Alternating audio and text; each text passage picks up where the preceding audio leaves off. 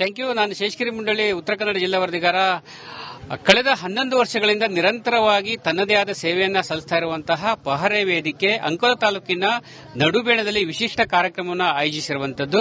ಇವತ್ತು ಗೌರವಾಧ್ಯಕ್ಷರ ಪದಗ್ರಹಣ ಸಮಾರಂಭದ ನಿಮಿತ್ತ ಚಾಲ್ತಿ ಅನ್ನುವ ವಿಶೇಷ ತಳಿಯ ಮಾವಿನ ಗಿಡವನ್ನು ನೆಡುವುದರ ಮೂಲಕ ವಿನೂತನವಾಗಿ ಆಚರಿಸುತ್ತಿದೆ. ಗಮನಿಸಬಹುದು, ಪಹರೆ ವೇದಿಕೆ ಕಳೆದ 11 ವರ್ಷಗಳಿಂದ ಸ್ವಚ್ಛತೆಯಲ್ಲಿ ತನ್ನದೇ ಆದ ಸೇವೆಯನ್ನು ಕೂಡ ಸಲ್ಲಿಸ್ತಾ ಬಂದಿರುವಂತದ್ದು. ಹೀಗಾಗಿ ಸಂಬಂಧಪಟ್ಟಂತೆ ಪ್ರತಿ ಶನಿವಾರವೂ ಕೂಡ ಕಾರವಾರ ನಗರದಲ್ಲಿ 1 ತಾಸುಗಳ ಕಾಲ ಸ್ವಚ್ಛತೆಯನ್ನು ಮಾಡುವುದರ ಮೂಲಕ ತಮ್ಮ ಸೇವೆಯನ್ನು ಸಲ್ಲಿಸಿಕೊಂಡಿದೆ.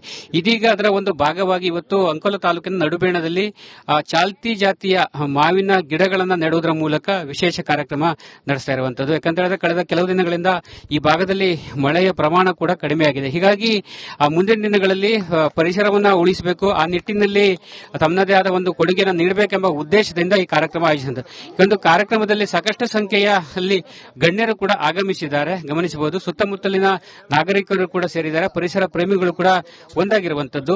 ಯಾಕಂತಂದ್ರೆ ವಿಶಿಷ್ಟ ಕಾರ್ಯಕ್ರಮಗಳ ಮೂಲಕ ಈ ಒಂದು ಕಾರ್ಯಕ್ರಮವನ್ನು ಆಯೋಜನೆ ಮಾಡುವುದರ ಮೂಲಕ ಈ ಒಂದು ಕಾರ್ಯಕ್ರಮಕ್ಕೆ ಸಾಕ್ಷಿಯಾಗಿರುವಂತದ್ದು. ಈ ಬಗ್ಗೆ ಸಂಬಂಧಪಟ್ಟಂತೆ ಪಹರೆ ವೇದಿಕೆಯ ಗೌರವಾಧ್ಯಕ್ಷರನ್ನ ಮಾತಾಡ್ತೀನಿ. ಸರ್ ನಮಸ್ಕಾರ. ಸರ್, ಇವತ್ತಿನ ಕಾರ್ಯಕ್ರಮ ಬಗ್ಗೆ ಏನ್ ಹೇಳ್ತೀರಿ?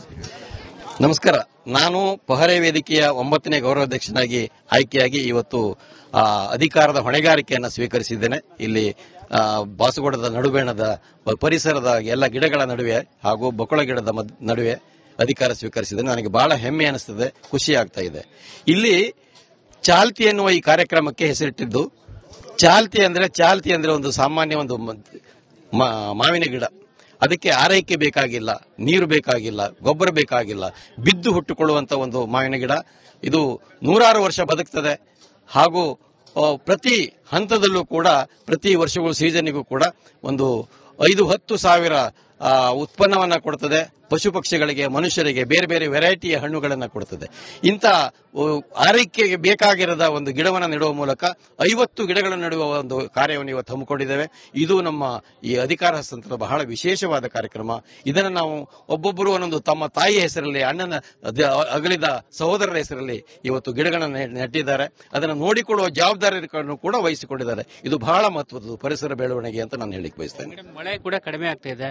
ಇಂಥ ಸಂದರ್ಭದಲ್ಲಿ ಇಂಥ ಒಂದು ಕಾರ್ಯಕ್ರಮ ಅಂದ್ರೆ ಯಾವ ರೀತಿ ಪೂರಕ ಆಗ್ಬೋದು? ಮಳೆ ಕಡಿಮೆ ಆಗ್ಲಿಕ್ಕೆ ಕಾರಣ ಅಂದ್ರೆ ಗಿಡ ಮರಗಳನ್ನ ಅತಿಯಾಗಿ ಕಡಿತಾ ಇದ್ದಾರೆ. ಈ ರಸ್ತೆ ಮಾಡುವ ಸಂದರ್ಭದಲ್ಲಿ ಇದ್ದಂತ ಅತ್ಯಂತ ಮಹತ್ವವಾದ ಗಿಡಗಳನ್ನ ಕಡಿದು ಇದು ಮಾಡಿದ್ದಾರೆ. ಹಾಗಾಗಿ ಮಳೆ ಬೆಳೆ ಕಡಿಮೆ ಆಗಿದೆ.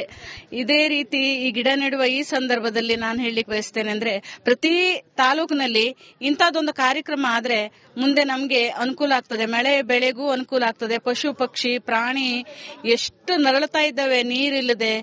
ಆಮೇಲೆ ನಮಗೂ ಕೂಡ ಇದರಿಂದ ತುಂಬಾ ಅನುಕೂಲ ಇದೆ.